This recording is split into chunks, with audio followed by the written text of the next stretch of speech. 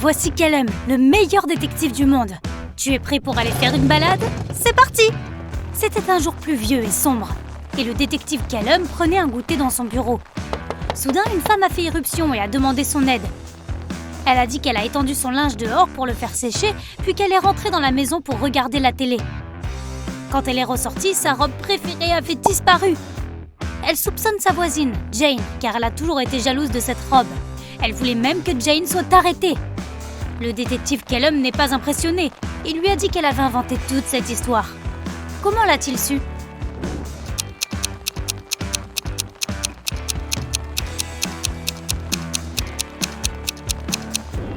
C'était un jour de pluie. Qui serait assez idiot pour accrocher son linge dehors? Dans la ville, il y avait une voleuse très rapide. Elle courait si vite que personne ne réussissait à l'attraper. Après un heureux hasard, la police a vu une femme entrer par la fenêtre d'un magasin. Ils ont alors encerclé le magasin. À l'intérieur, il y avait 3 femmes. On a appelé le détective Callum pour les interroger et identifier la voleuse. Quand le détective est arrivé, il n'a même pas eu besoin de poser une seule question. Il savait exactement laquelle était la voleuse. Le saurais-tu aussi?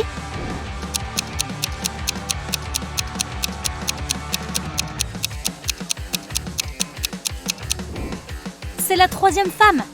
C'est de la porte des talons. Elle ne pourrait pas courir avec ses chaussures. La 3e femme porte des baskets.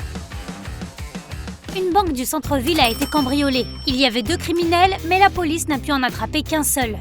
Bill. Ce dernier a refusé de dire qui était son complice. Mais la police avait déjà arrêté 3 suspects. Harry, George et Ben. Ils ont appelé leur ami de confiance, le détective Callum. Le détective a seulement eu besoin de 5 secondes pour résoudre l'affaire. Je t'en donne 7.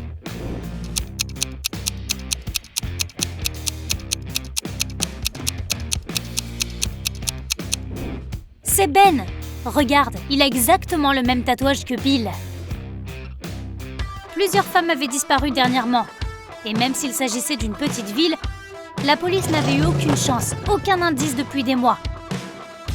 Un jour, Callum a repéré le kidnappeur qui entrait dans un petit hangar abandonné. Quand il a fait irruption, il s'est retrouvé face à 3 femmes. Elles ont toutes dit qu'elles étaient enfermées dans cette petite pièce et qu'elles n'étaient pas sorties depuis des mois. Mais Callum savait que l'une d'entre elles devait être la ravisseuse qui faisait juste semblant d'être une victime. La première femme a dit s'appeler Genesis. Elle était là depuis environ 6 mois. La 2e femme, Tatum, a dit qu'elle était là depuis environ 6 mois. La 3e femme, Chloé, a dit qu'elle était enfermée depuis environ 2 mois seulement. Le détective a su exactement qui avait fait le kidnapping. Et toi?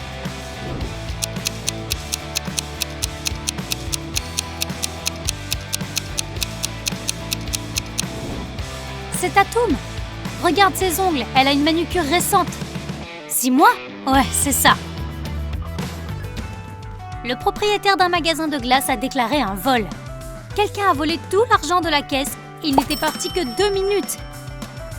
Le détective Callum est arrivé 20 minutes plus tard. Il y avait 3 personnes à l'intérieur.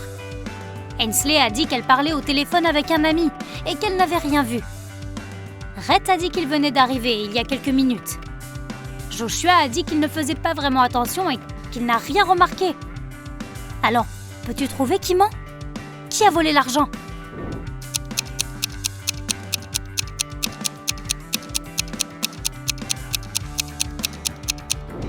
Rhett a dit qu'il venait d'arriver, alors que sa glace a déjà fondu. Menteur. Phoenix voulait offrir à son père le meilleur cadeau d'anniversaire possible, mais elle ne savait pas ce qu'il voulait. Elle a donc décidé de s'introduire dans son ordinateur portable pour voir ce qu'il avait enregistré dans son panier d'achat en ligne. Le problème, c'est que l'ordinateur portable nécessite un mot de passe, et Phoenix ne le connaît pas. Heureusement, il y avait une note à côté. 16 06 68 88 XXXX. Elle a envoyé une photo de celle-ci à son ami, le détective Callum. Il a résolu le code tout de suite. Et toi?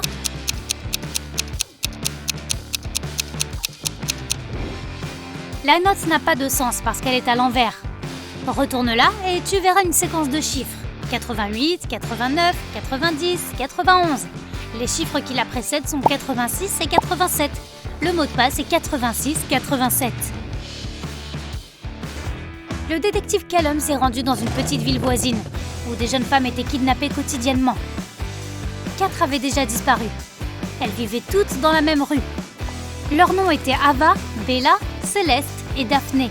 Il ne restait plus que 3 femmes dans la rue. Eva, Riley et Georgia. Quel homme devait agir vite? Qui serait la prochaine cible?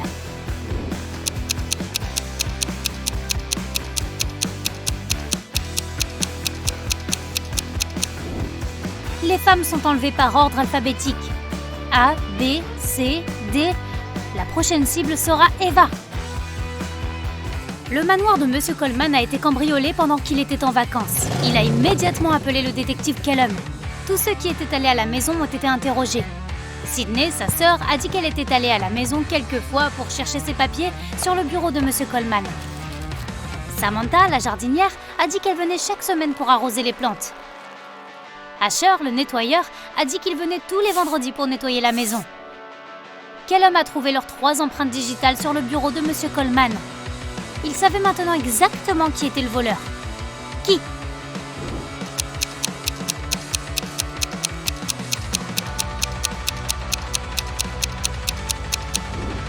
C'était Samantha, la jardinière. Sydney et Asher avaient une raison de toucher le bureau. Mais Samantha n'était même pas censée être dans le bureau de Monsieur Coleman, car il n'y a pas de plantes ici. Une femme riche a été victime d'un vol sur son yacht privé pendant une violente tempête. Un témoin a dit avoir vu Kai regarder la femme juste avant qu'elle soit cambriolée. Kai a tout nié et a déclaré qu'il était dans sa cabine à ce moment-là, en train d'écrire une lettre à sa femme. Le détective Kellum a demandé à voir la lettre. 5 secondes après que Kai la lui ait remise, l'inspecteur Kellum lui a passé les menottes. Pourquoi?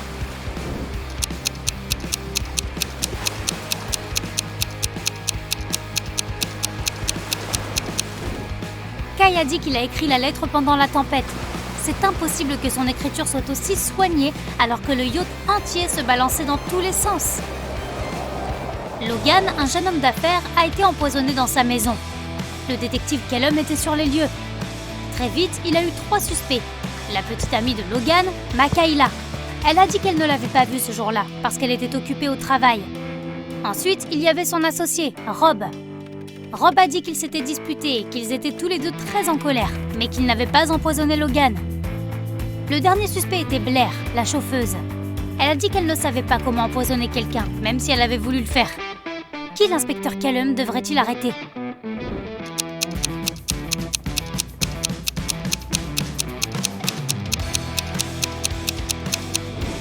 Regarde, il y a du rouge à lèvres frais sur la chemise de Logan. Il correspond à celui de Makayla. Mais elle a dit qu'elle ne l'avait pas vu ce jour-là. C'est suspect. Héloïse a trouvé son amie, Fleur, empoisonnée dans sa chambre. Elle a appelé Kellum et lui a dit qu'elle passait devant la maison de sa copine et avait vu que sa lumière était allumée. Elle lui a envoyé un message, mais Fleur n'a pas répondu. Très inquiète, elle a cassé une fenêtre, est entrée et l'a trouvée par terre. Mais le détective Kellum ne l'a pas cru. Il l'a immédiatement arrêtée pour avoir empoisonné son amie. Pourquoi?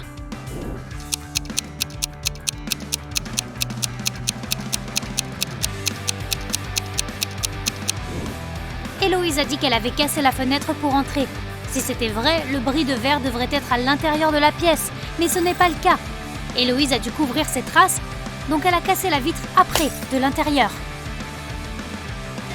Un étudiant a subi un vol pendant la levée du drapeau. Le détective Kellum est arrivé pour enquêter sur l'affaire et a interrogé plusieurs suspects. Kennedy a dit qu'elle était aux toilettes à ce moment-là. Gavin a dit qu'il avait remarqué que le drapeau japonais était accroché à l'envers et qu'il était allé le réparer. Eleanor a dit que l'élève qui a été volé est sa meilleure amie. Elle ne ferait jamais un truc pareil. Qui est coupable?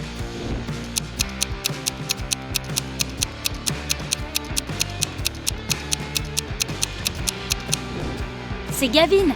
Il a dit que le drapeau japonais était suspendu à l'envers. Mais ce drapeau est le même dans les 2 sens. Il ment. Quelqu'un a volé un collier de diamants lors d'une soirée privée VIP. La police a suivi le voleur jusque dans une boutique. Dedans, il y avait 3 clients, mais ils ne savaient pas qui était le voleur. Alors ils ont appelé le détective Kellum. Adèle a dit qu'elle n'avait jamais assisté à une soirée VIP. Ces soirées sont réservées aux personnes riches et célèbres. Joseph a dit qu'il n'avait jamais entendu parler de cette fête. Florence a dit qu'elle était dans le magasin depuis une demi-heure, car elle cherchait le bijou parfait. Qui le détective Kellum devrait-il arrêter?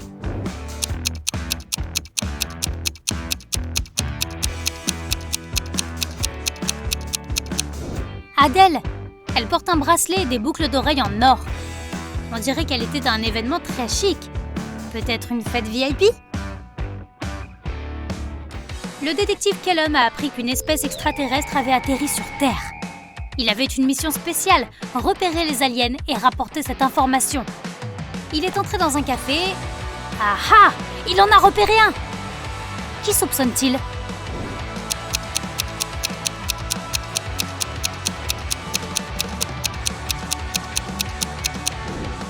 C'est ce type aux cheveux noirs. Il a 6 doigts. Monsieur Brown, un riche homme d'affaires, a été cambriolé hier soir. Le détective Kellum est arrivé dès que possible et a interrogé 3 voisins de Monsieur Brown. Madame Jonas a dit qu'elle était rentrée tard hier soir et qu'elle était allée directement au lit. Monsieur Paulson a dit qu'il avait toujours voulu voir l'océan. Alors il était parti en vacances en Bolivie. Il venait juste de rentrer depuis 1 heure. Monsieur Tanner a dit qu'il avait passé toute la journée à travailler dans le jardin et qu'il s'était couché vers 20 heures. Qui le détective Kellum a-t-il arrêté?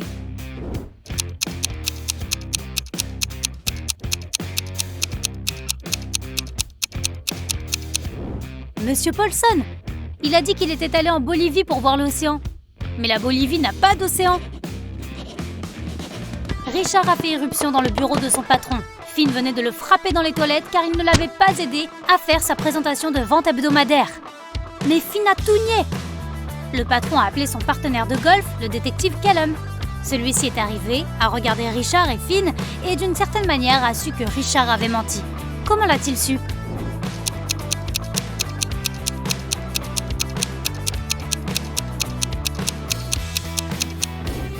L'hématome de Richard est sur le côté droit de son visage. Finn mange un sandwich et le tient dans sa main droite. Il est droitier. Si Finn avait vraiment frappé Richard, l'hématome serait sur le côté gauche de son visage.